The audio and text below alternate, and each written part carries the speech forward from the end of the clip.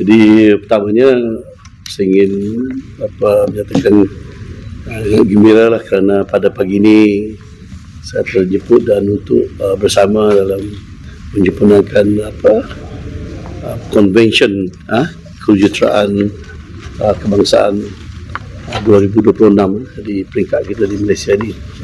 Jadi saya difahamkan yang mengambil bagian dalam convention ini adalah 1,000 partisipan dan sebagainya, dan juga ramai juga daripada negara asing antarabangsa ya.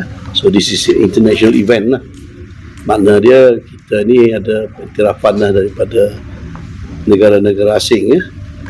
Jadi ini boleh memberi gambaran standard engineering profession kita di Malaysia ni amatlah tinggi dan setara dengan di peringkat antarabangsa. Itu penting kerana engineering profession ini dan engineering industri dan dalam industri pembangunan negara kita amatlah penting kerana segala-galanya yang berkaitan dengan pembangunan lebih-lebih lagi secara fizikal memerlukan expertise engineering. Sebab itu saya setinggi-tinggi penghargaan dan tahniah kepada BEM, Bureau of Engineers Malaysia, mengajukan convention ini yang tadi kita telah mendengar dengan bertema Engineering with Integrity in Digital Age. So mengapa integriti itu memang selama-lamanya lah sangat relevan. Apa juga kita buat mestilah ada integriti dan accountability. Tapi pada kali ini sebab kita ni seluruh dunia dah beralih paradigm shift kepada bukan sekadar teknologi tapi digital teknologi, digital age. Sebab itu bagi saya ini amat tepatlah tema ini. Dengan digital ni banyak boleh dibuat secara positif. Sepatutnya boleh juga kalau salah guna digital age, dalam digital age ni AI ni boleh disalahgunakan untuk negatif juga, ataupun kalau kita tak bertanggungjawab, kekurangan dalam integrity dan accountability, digital teknologi ni boleh disalahguna, ataupun bukan segala-galanya digital makna dia semua dia baik, tidak. Sebab itu kita perlukan integrity ya. Jadi bagi saya tepat sangatlah tema ini. Jadi saya berharaplah pembentangan kertas-kertas itu petang ni akan bagi kita orang Malaysia ni membantu kita untuk enhancement kepada pengetahuan kita, knowledge kita, ataupun di mana diaplikasikan kita banyak boleh belajar dengan pengalaman ataupun pandangan research orang luar, dan kita berharap mereka boleh juga membantu. Dan saya difahamkan mengapa mereka tertarik datang ke Malaysia, sebab mereka juga sangat-sangat menghormati standard yang telah kita capai di sini.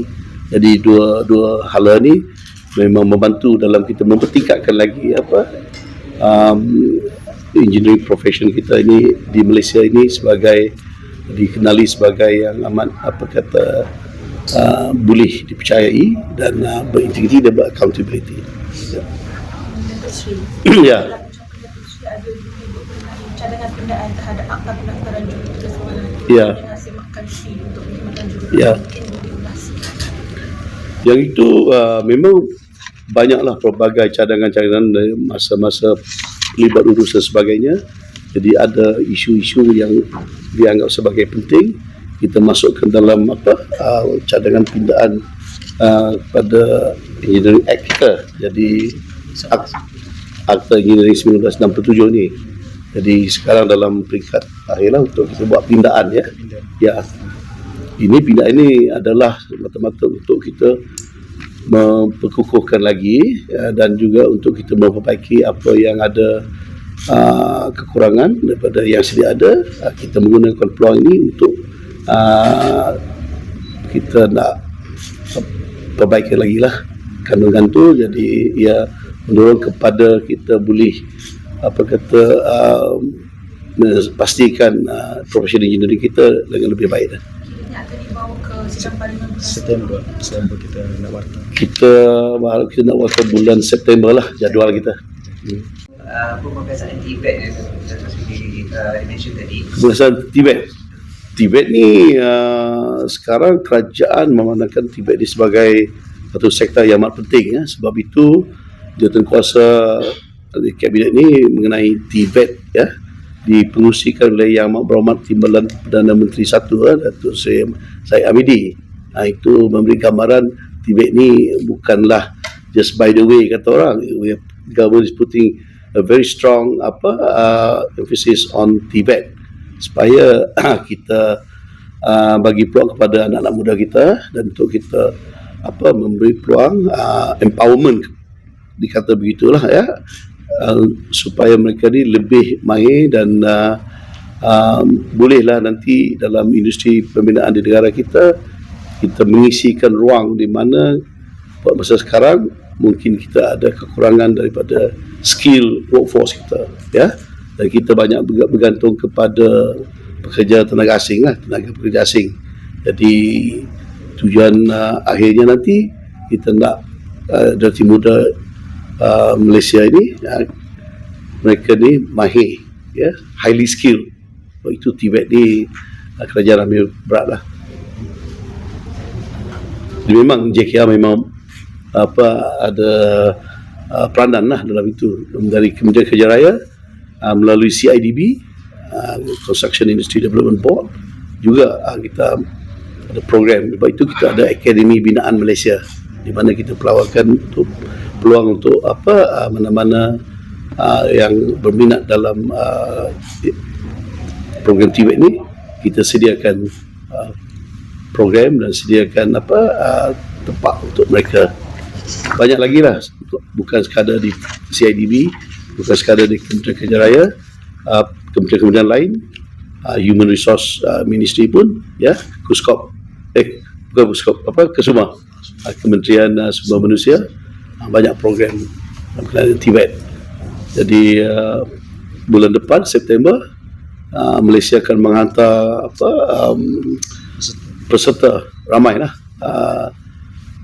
dan kontijen itu akan diketuai oleh Timbalan Menteri Kerja Raya lah, rakan saya Datuk Seri Mazlan ke China, negara China, di Shanghai untuk mengambil bahagian dalam World Skills Competition lah. Baik. Semalam ada mesyuarat dan tunggal kabinet mengenai keselamatan dan kesedaran dengan KPM. Malaysia telah kerugian kira-kira 30 bilion setahun dan 66% tu melibatkan penunggang motosikal. Mungkin orang kata macam langkah penyelesaian daripada pihak KKR sendiri.